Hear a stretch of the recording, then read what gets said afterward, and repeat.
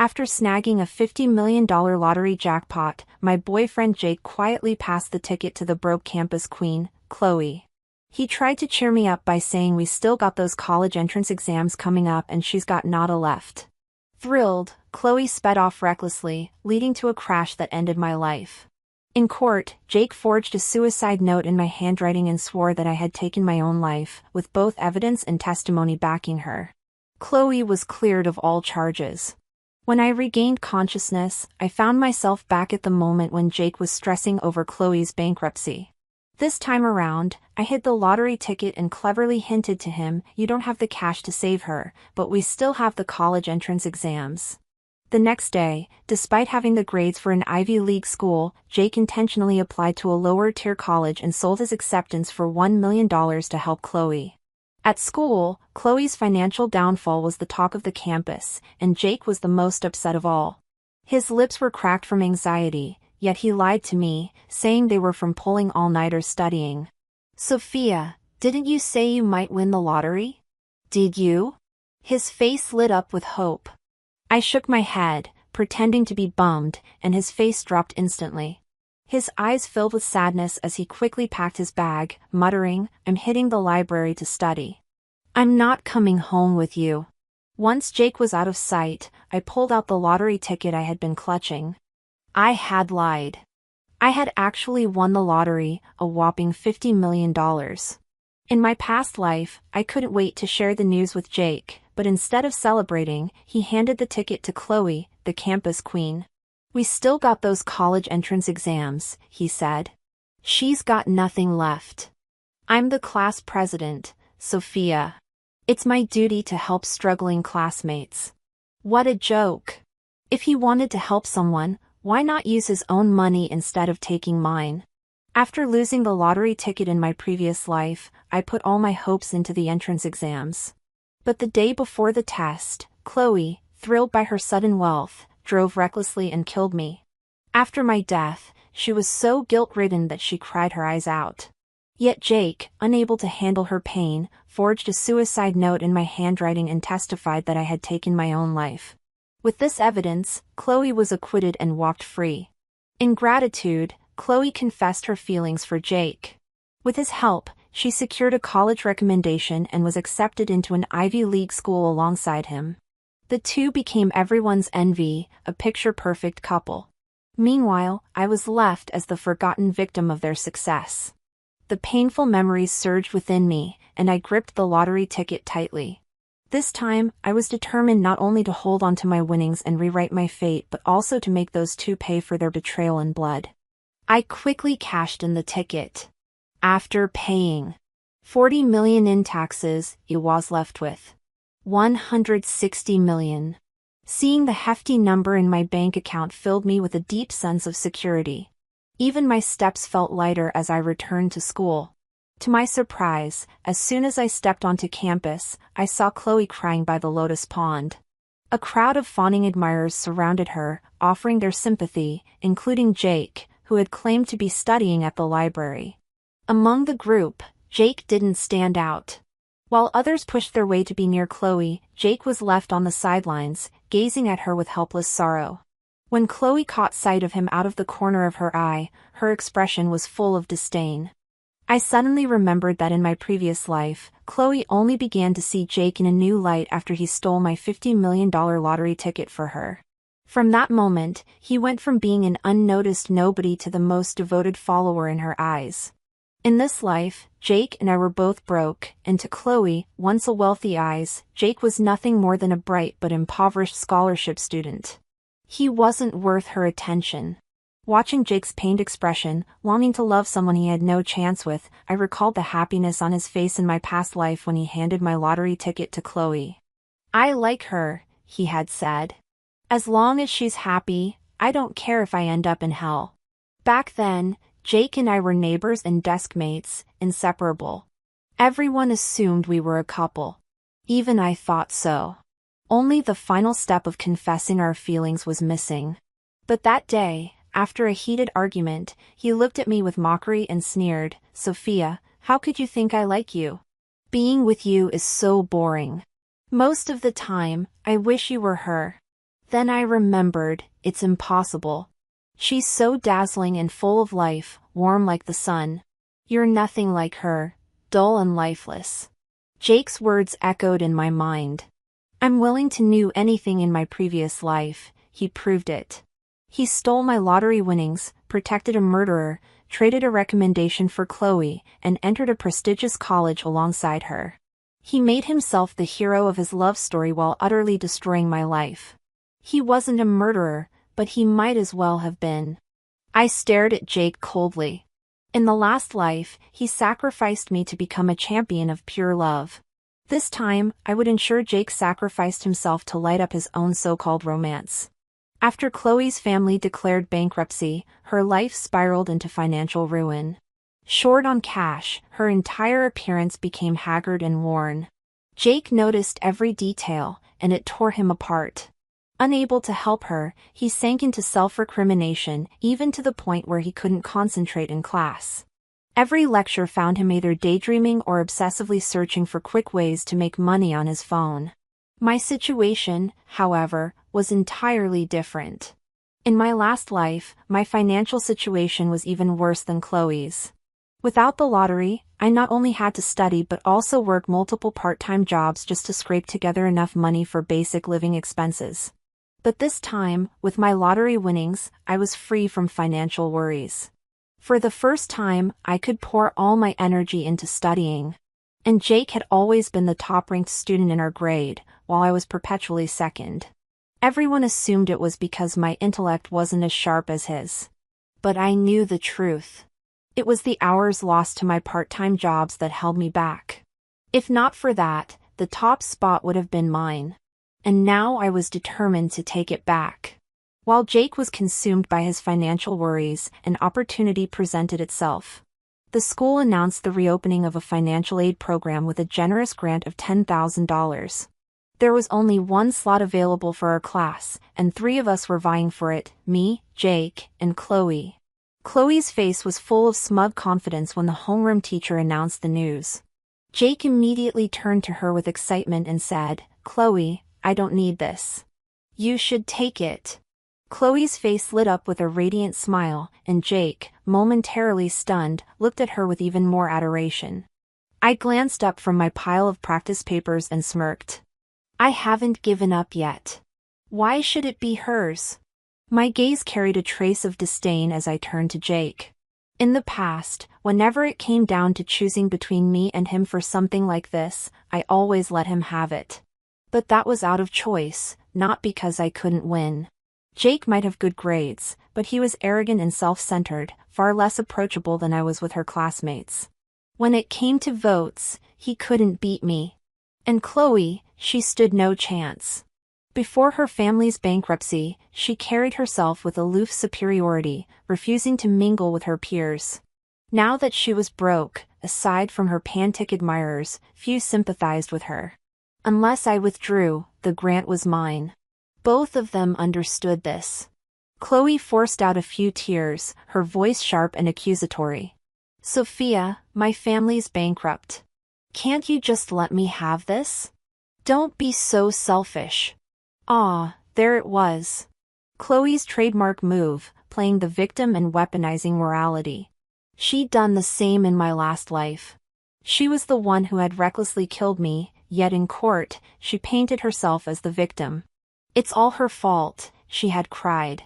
"If she hadn't been wandering the streets so late at night, I wouldn't have been startled and lost control of the car. It's her fault I panicked. She deserved to die."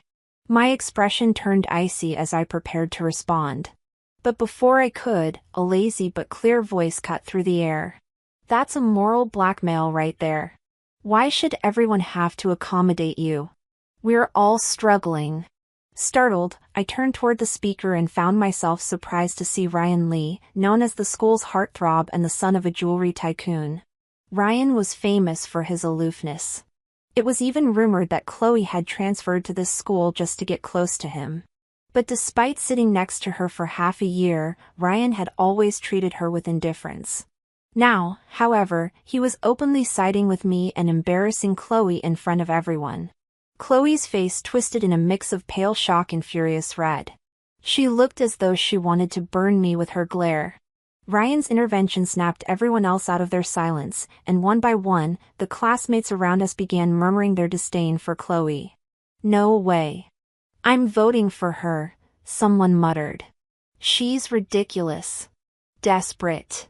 Chloe finally turned her gaze toward Jake, silently pleading for help. Jake hesitated, then looked at me with a furrowed brow.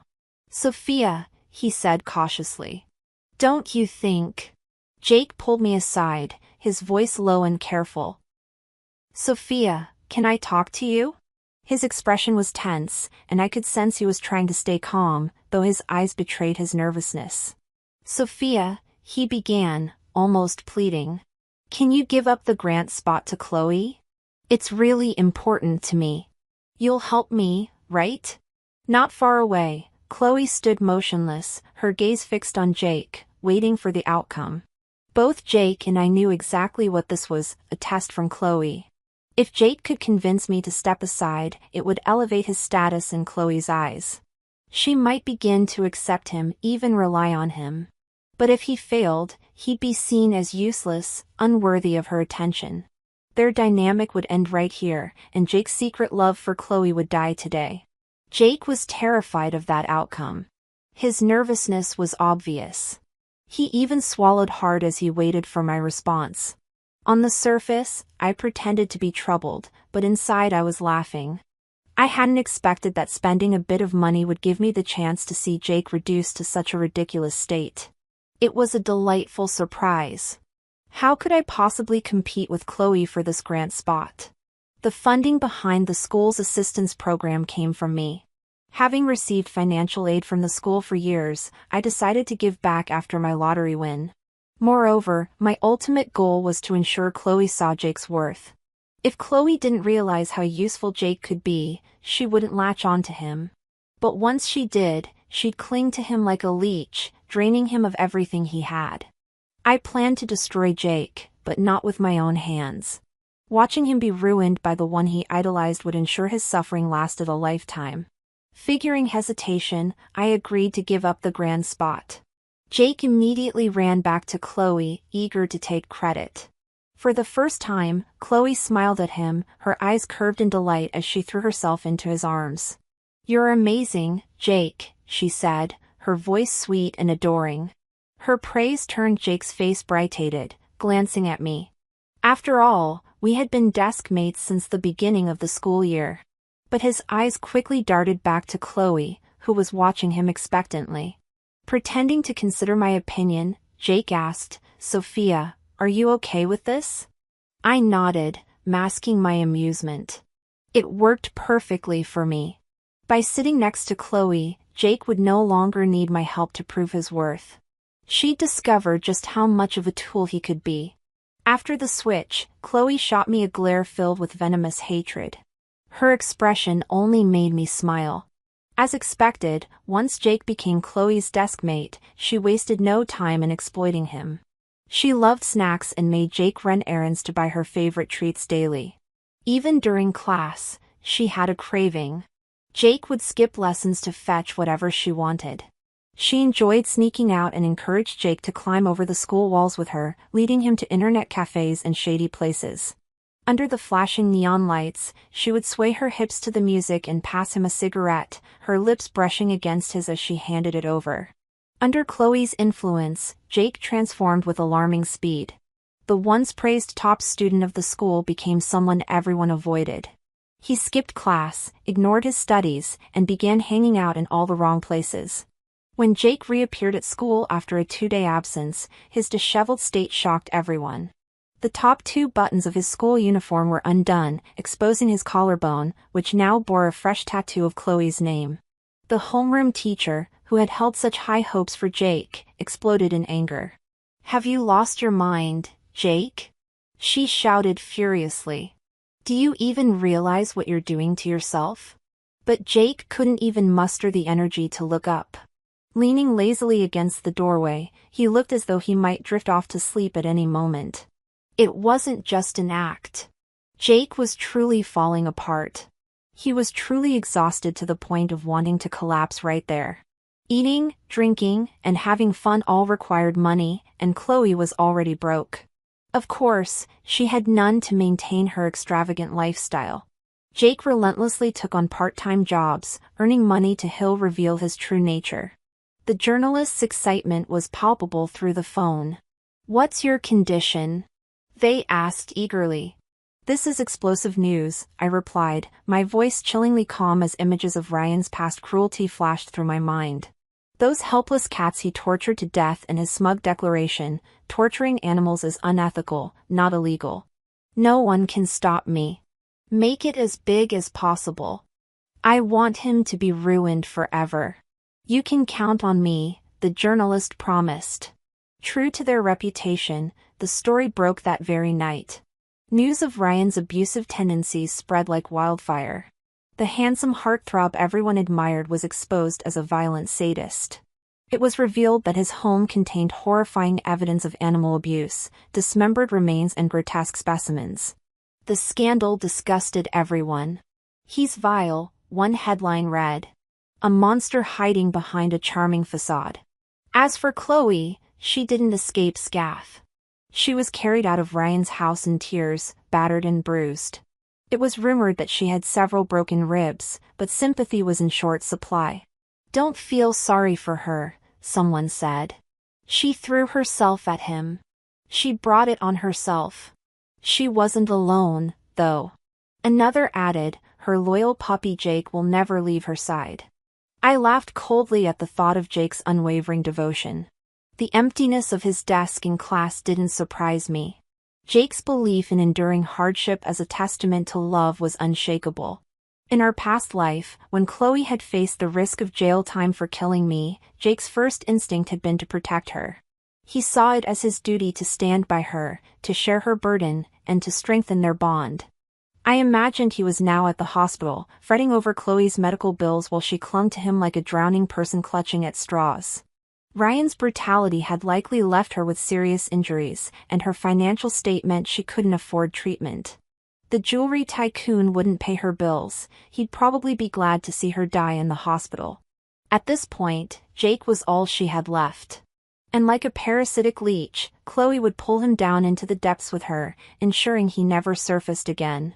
After a week of skipping school, Jake finally returned. His first move was to find me. "Sophia," he said, his voice thick with emotion. "Can you help me out? I need to borrow $1 million to pay for Chloe's medical bills." I raised an eyebrow, saying nothing as he continued. "We've been friends since we were kids. You're the only one I can count on. Please, just this once." Jake's eyes were filled with desperation and an emotion he likely thought looked like love. "I'll pay you back, promise. You're my only hope." His tone was pleading, his words dripping with sorrow. But all I felt was revulsion. How pathetic.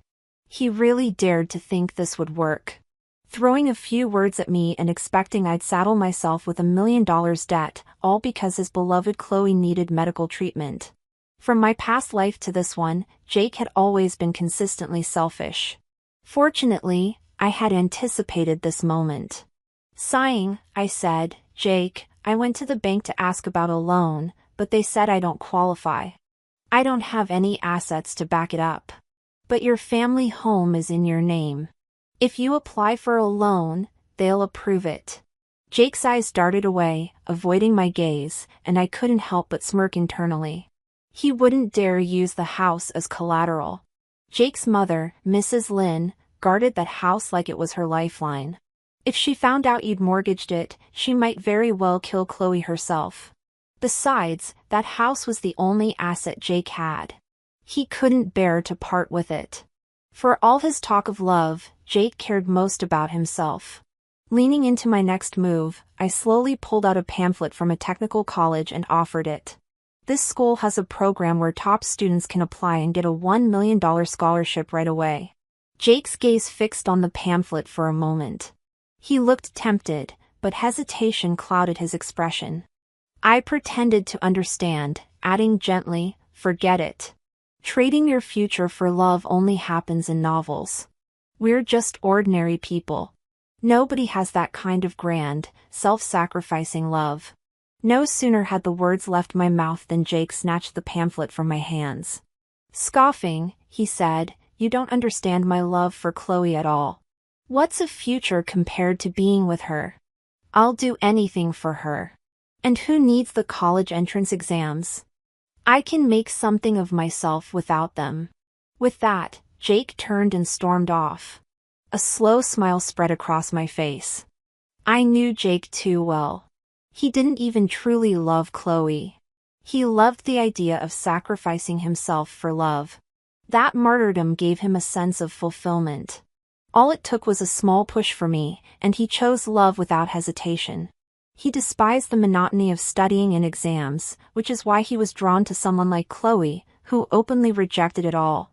But soon enough, he'd realize how empty life is without the foundation those exams provide.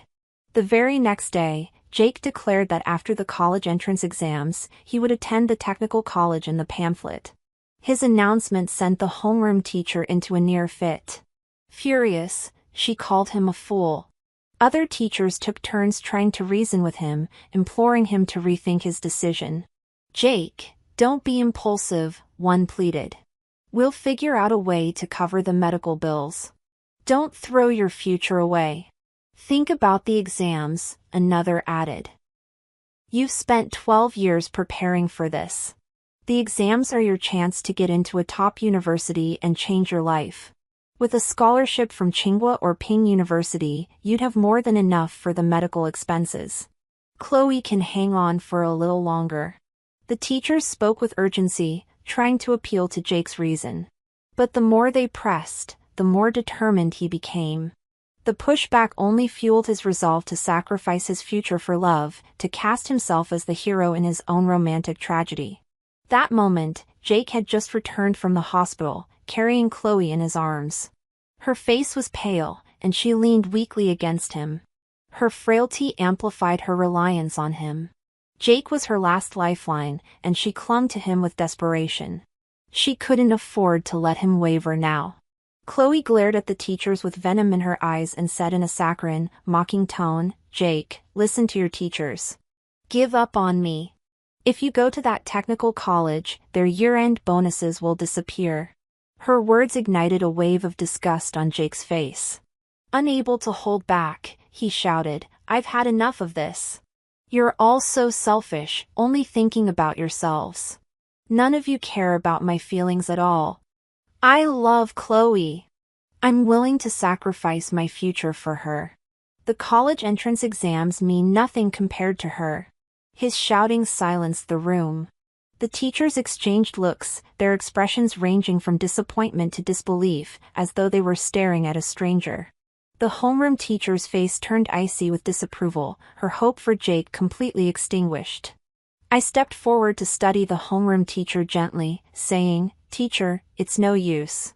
You can't reason with someone blinded by love." I stepped forward to study the homeroom teacher gently, saying, "Teacher, it's no use. You can't reason with someone blinded by love." The teacher gripped my hand tightly, her eyes glistening with unshed tears. "Sophia, please don't follow his example. Stay focused." I nodded earnestly, and the teacher patted my head with a relieved smile before dismissing the rest of the teachers. She had given up on trying to change Jake's mind. Chloe, triumphant, flashed a smug smile as if she'd passed some great test. But before she could bask in her victory, a cold laugh echoed from the doorway. "You got past the teachers, but you won't get past me." Jake froze, his panic evident as he stammered, "Mom." Mrs. Young strode into the room, closing the distance between us in a few steps. She clasped my hand warmly, her expression full of concern. "Sophia, I'm so sorry I'm late. Don't worry, I'm here now. You're the only daughter-in-law I'll ever acknowledge. Your mother and I have been best friends for years, and I care for you as much as she does.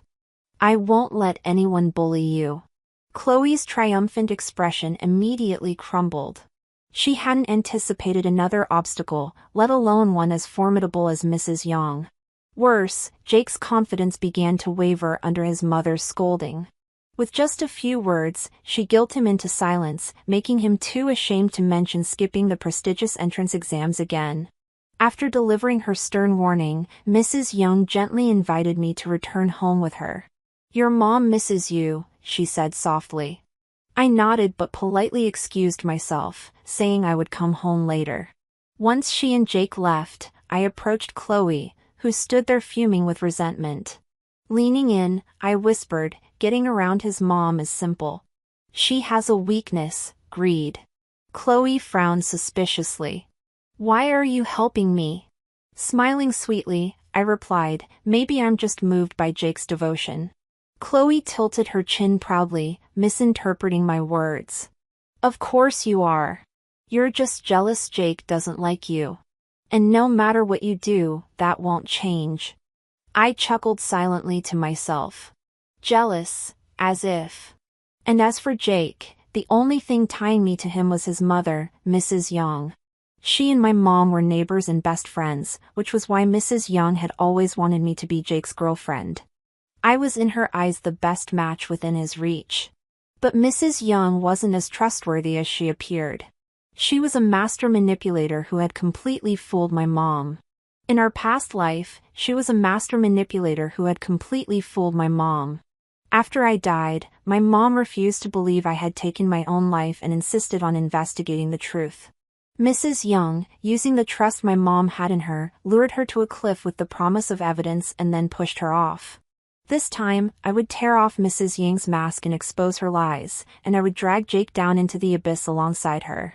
Chloe began scheming, no doubt figuring out how to persuade Mrs. Young to accept Jake's decision to attend a technical college. While she was still mulling over her plan, an explosive piece of news suddenly spread across campus. Someone at our school had won a $50 million lottery. The announcement caused an uproar, and everyone was talking about it. During the break, Chloe, resting irritably in Jake's arms as her injuries tormented her, perked up at the mention of the lottery. "Someone from our school won $50 million? That's incredible!" a student exclaimed. "I wonder who the lucky person is. If it were me, I'd laugh myself awake. My dreams." The instant Chloe heard this, her pained wails ceased, and a gleam of greed flickered in her eyes. At that moment, Mrs. Young stormed back into the classroom with my mom in tow. She pointed an accusatory finger at Chloe and shouted, "You shameless girl. How dare you cling to my son? I've already said it. Jake is Sophia's boyfriend. Her mother is here too. If you don't back off, she won't let you get away with this." Suppressing a laugh, I watched as my mom hurried to my side, her face filled with concern. She had always known how much I cared for Jake. "Sophia, don't be afraid," she reassured me.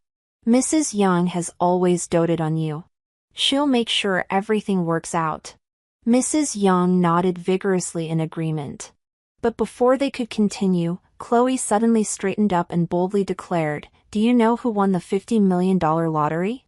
It's me." Her words sent shockwaves through the room. Everyone froze in disbelief, including Mrs. Young, whose expression twisted with astonishment and suspicion. "You're lying," she spat. "If you won the lottery, why would you need my son to trade his grades for money?"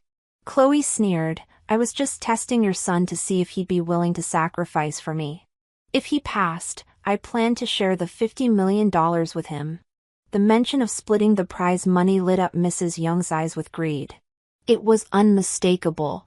But Chloe scoffed, her voice dripping with disdain. "Unfortunately, he has a foolish mother who forced me to reveal the truth." "Fine, have it your way. I'll let your son go to Tsinghua University. Not a single penny of that $50 million will go to him," Chloe declared, tears streaming down her face as she turned to Jake. Crying, "Jake, I really wanted to attend the same university as you. I'm so sorry I was selfish and ended up ruining your future." Jake, moved by her words, shook his head vehemently. "You wanted to go to the same school as me. Don't worry, I'm set on going to that technical college. We'll be together no matter what." Chloe's tears flowed even harder as she turned to Mrs. Young, sobbing. But your mom doesn't approve of me. Without her blessing, we can't be happy. I'm sorry, let's break up. Faced with the choice between Tsinghua University and $50 million, Mrs. Yang didn't hesitate. Smiling broadly, she said, "Of course I approve. Why wouldn't I? That's why I brought Sophia's mom here today, to show her the reality of the situation. Her daughter doesn't compare to you." My mom's expression turned to one of utter disbelief as she stared at Mrs. Yang. She couldn't fathom the betrayal.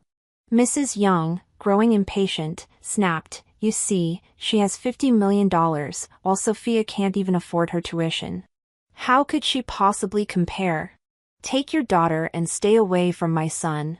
My mom trembled with rage, but I studied her and spoke calmly. "If we're so beneath you, then you'd better move out of our house as soon as possible." Both our families owned houses, but Mrs. Yang had moved into ours, relying on her own property for rental income. Taking advantage of my mom's kindness, she had been living comfortably at our expense. Mrs. Yang waved her hand dismissively. "Fine, we'll move out. My daughter-in-law has $50 million. What's one house compared to that?" She then turned her attention back to Chloe, coaxing her. After much persuasion, Chloe finally reluctantly agreed to stay with Jake. That very day, Jake signed the agreement to attend the technical college, securing the $1 million scholarship. The contract stipulated that if he failed to attend the college or didn't score high enough for Tsinghua University, he would face a $1 million penalty. With the money in hand, Chloe embraced Jake in front of everyone, and the two left the classroom together. The homeroom teacher, having completely given up on Jake, coldly told them to leave. They cast disdainful looks at the teacher, then walked out hand in hand, flaunting their relationship around the campus. Using part of the $1 million, Chloe covered her surgery costs and still had plenty left over. With the surplus, she quickly returned to her lavish lifestyle, frequenting nightclubs and indulging in her usual extravagant habits. Meanwhile, Jake became a school celebrity, earning the nickname the Saint of Pure Love. He wore the title proudly, basking in the attention. His relationship with Chloe became even more high-profile, and he reveled in the satisfaction of protecting his so-called true love and achieving a happy ending with her. Jake's bliss lasted until the second semester of senior year. During the mock exams that simulated the college entrance exams, the results were a wake-up call. Jake dropped from being the top-ranked student to 10th place, while I rose to take the top spot. The mock exams were highly indicative of actual college entrance exam performance, and Jake's total score fell far below Tsinghua University's cutoff from the previous year. The technical college immediately sent him a warning. If his real exam score didn't meet Tsinghua's threshold, he would be liable for the $1 million penalty. For the first time, Jake panicked. He couldn't bear the thought of starting his adult life saddled with $1 million in debt. Desperate, he tried to refocus on his studies. But when he attempted to reintegrate into the class, he found himself excluded.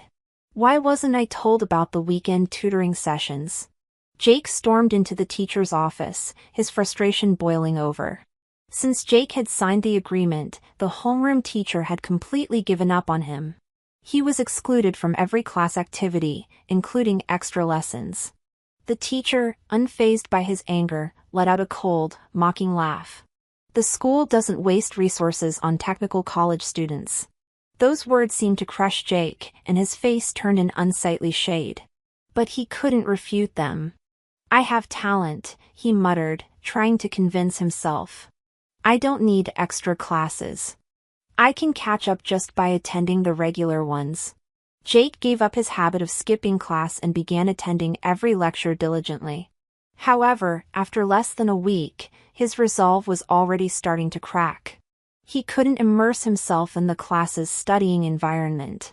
Everyone was focused on the college entrance exams, driven by the hope and anxiety of getting into prestigious universities. But Jake was different. No matter how high his scores might be, his destination was already set, a technical college.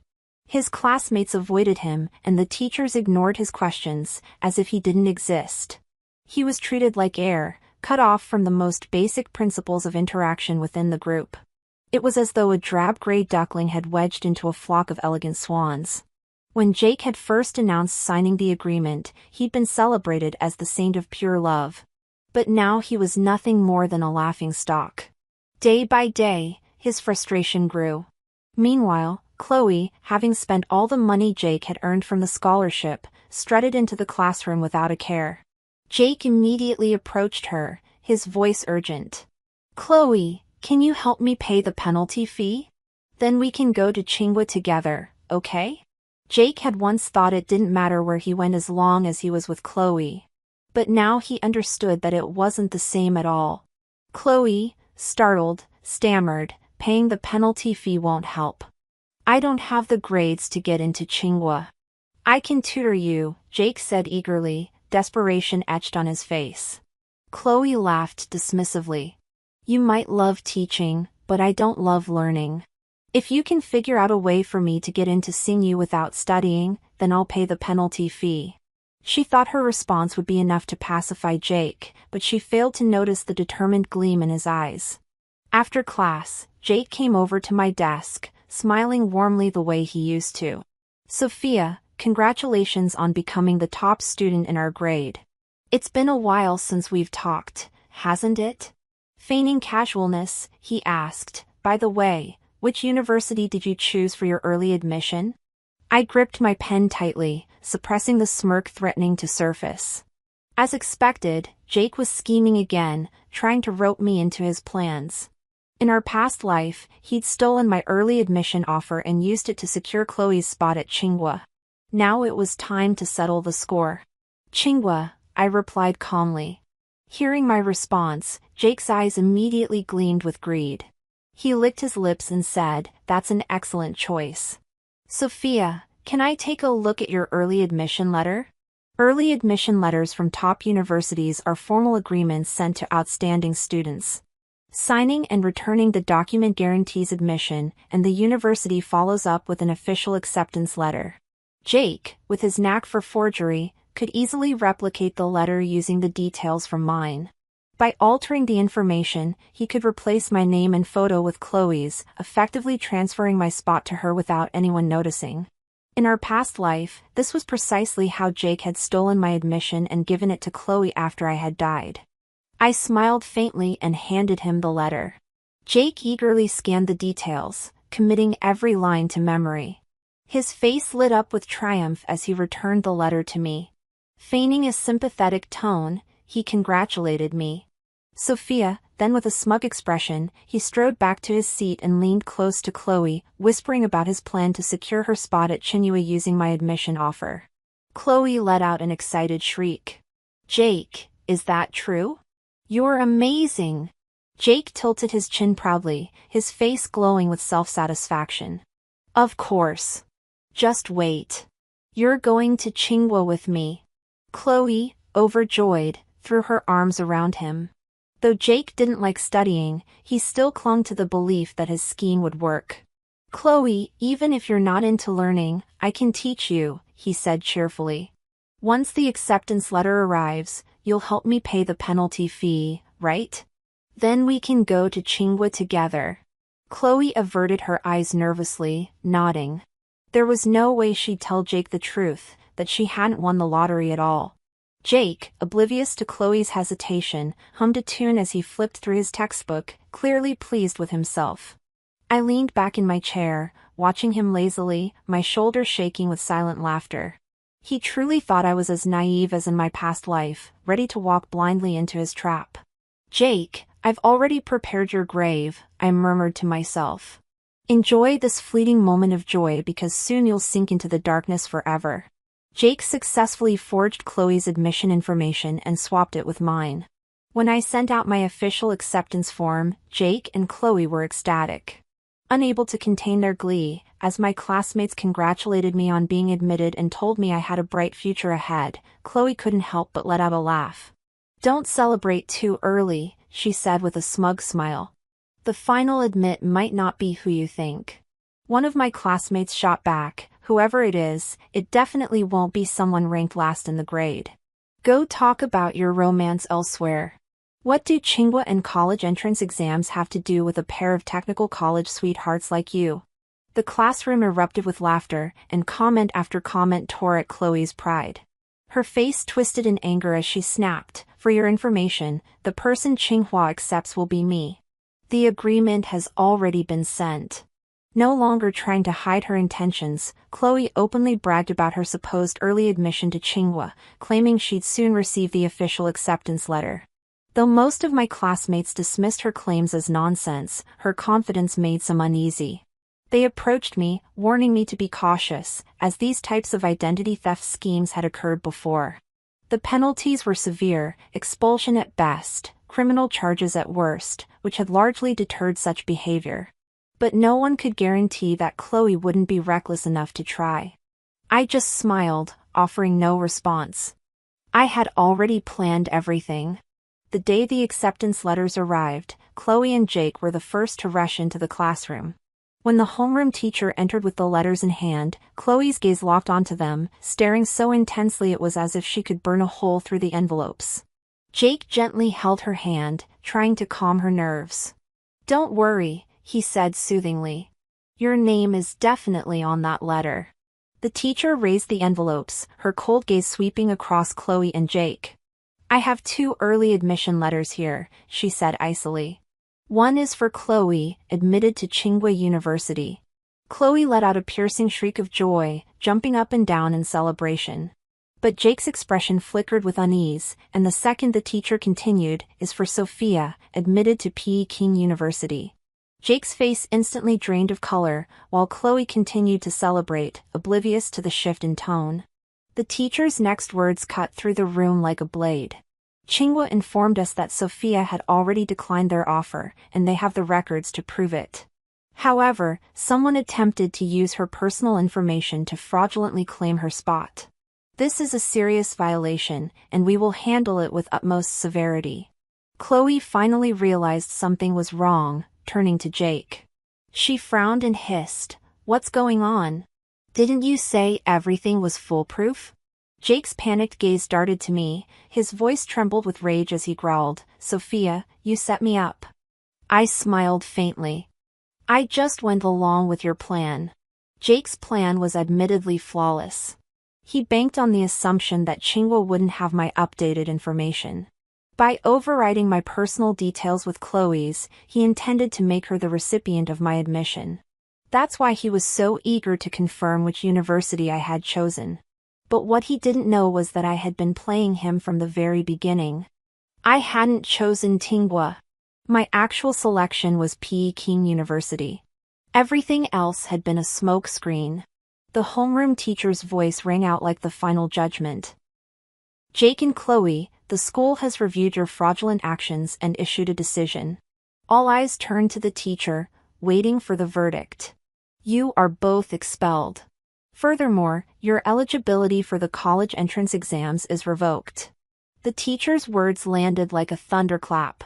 Jake's face turned ashen, his expression frozen in shock.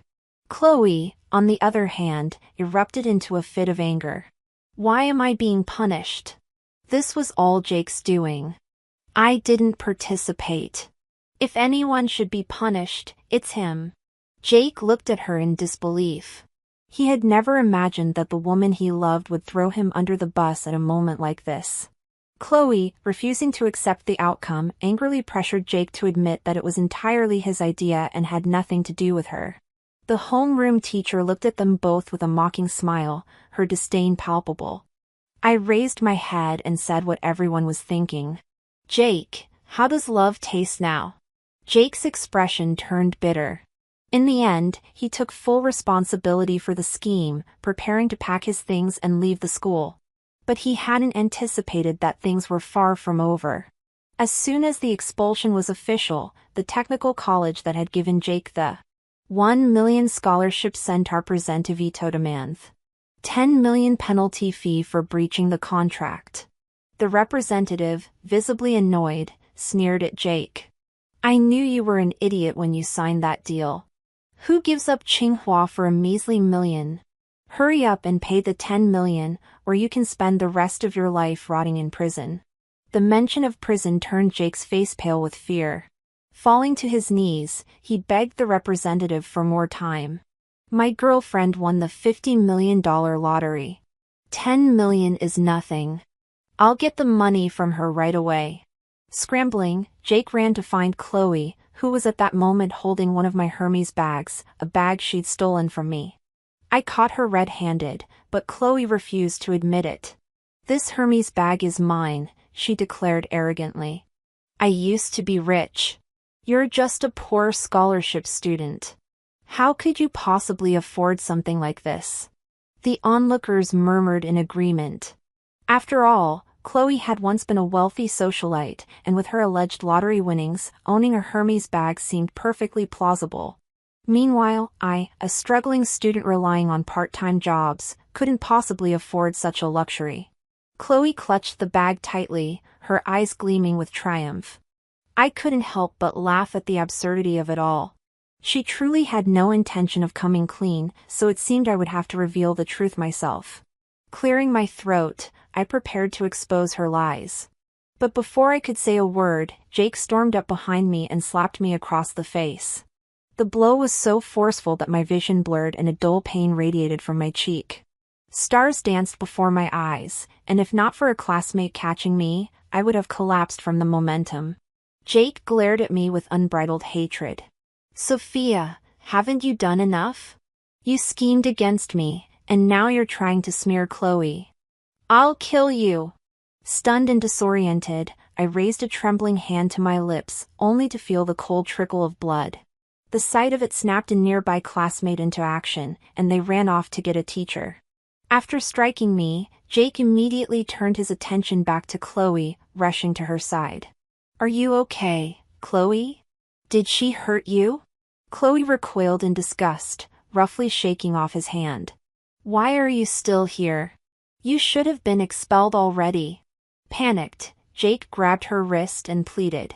Chloe, the technical college is demanding I pay the $10 million penalty fee, or they'll send me to prison.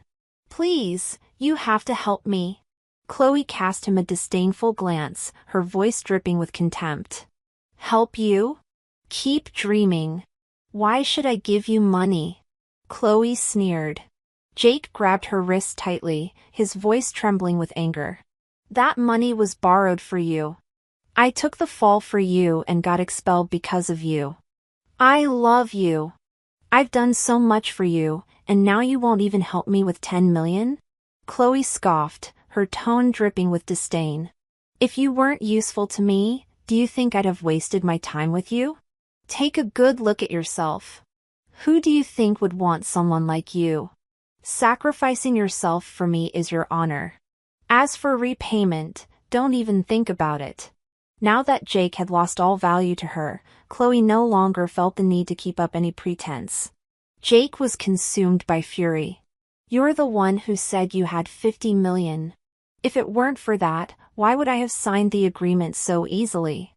Where's your 50 million now? Just loan me 10 million, that's all I need. Do you want my life to be ruined? Jake's desperate plea earned him some sympathy from the onlookers, and several people began urging Chloe to help him. Chloe's expression turned awkward and guilty under the mounting pressure. At that moment, the principal arrived, flanked by teachers. Seeing me on the ground, the principal rushed over to help me up, his voice commanding the room. Who says she can't afford a Hermes bag? Just last time, the school awarded Sophia $10 million in financial aid. The entire room fell silent, stunned by the revelation. Chloe refused to believe it. How could she possibly have $10 million? The principal let out a cold laugh. Because she's the one who actually won the $50 million lottery, not like you who only knows how to lie. The truth unraveled Chloe's composure, her face twisted with panic and disbelief. While Jake stood frozen, staring at me with a mix of shock and regret. The principal's disdain for Chloe was evident. Taking the opportunity, he announced, Chloe violated school regulations by stealing. She is hereby expelled. Chloe met the same fate as Jake, expelled and disgraced. She tried to throw a tantrum, but no one paid her any attention. Even Jake ignored her, his focus entirely on me. In this moment of desperation, he knew I was the only one who could save him. Jake hesitated before walking over to me, his voice strained as he said, "Sophia, I'm sorry."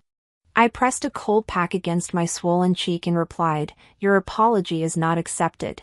You owe me for my medical expenses, and I'm filing charges against you for assault."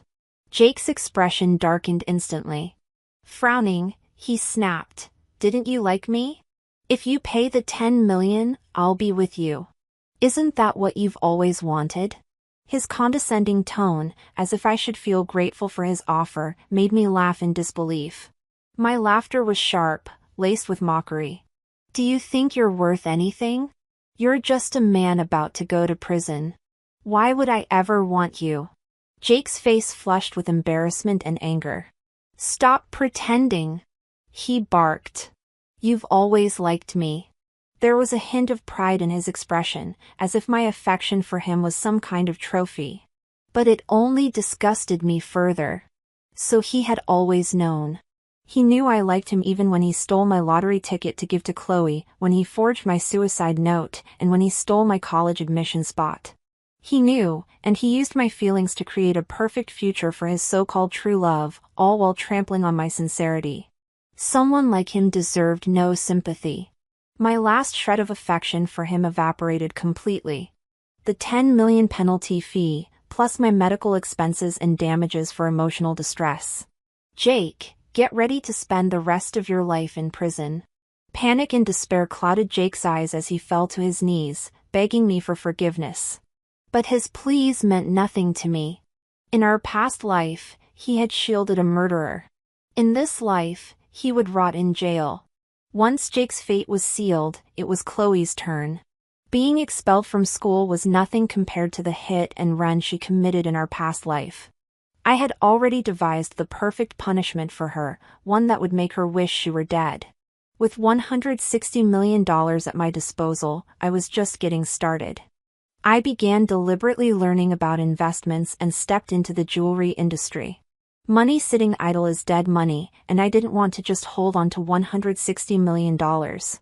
I wanted more, enough to defeat all those vile individuals like Ryan's father, the so-called jewelry tycoon. Like father, like son. Ryan's sadistic tendencies were inherited directly from his father. While Ryan enjoyed torturing cats, his father took pleasure in abusing students under the guise of philanthropy. The tycoon would sponsor students, gaining their gratitude and trust. Then he would subject them to psychological and physical torment, verbally degrading them and whipping them with lashes. His so-called aid offered a glimmer of hope only to plunge these students into an even darker abyss. In my past life, a fellow student in the sponsorship group revealed the truth to me not long after they died in a suspicious accident. Back then, I was just as desperate and powerless as they were. But now I've been reborn. Heaven gave me a second chance, and I intend to extend that chance to them. I want to offer them genuine support to lead them toward a brighter future. This life isn't just about revenge, it's about gratitude too. As I grew more skilled in managing my finances, my wealth multiplied bit by bit. I chipped away at the jewelry tycoon's company. Once I had enough evidence, I sent him to prison. After the tycoon was behind bars, I had Ryan transferred from prison to a mental institution. Then I ensured that Chloe was sent there as well. Ryan's years in prison had only dulled his sadistic tendencies, in fact, they had only grown more twisted and cruel. In the asylum, Chloe became Ryan's sole target. The moment Ryan saw Chloe being brought in, he grinned like a predator finding its prey. To him, Chloe was the cause of all his suffering. If she hadn't tried to take my place, he believed he wouldn't have been caught and imprisoned. Every day, Chloe's screams echoed through the asylum. With Jake in prison, his mother, Mrs. Young, lost both her future support and my mom's financial help. Her only property was sold off to pay debts, leaving her to work non-stop just to scrape by. Desperate, she tried to beg my mom for forgiveness, but my mom didn't have the time or patience to deal with her. Instead, my mom was busy preparing gifts and warm clothing for the students I was sponsoring. Her days were filled with purpose and joy. As the number of students I supported grew, I began to change more and more lives. They affectionately called me Big Sister, their eyes full of hope and gratitude when they looked at me. No longer did they face the bleak despair of my past life, where so many of them died tragically, their faces devoid of life. How wonderful it is to have been reborn, not just for myself but for them as well.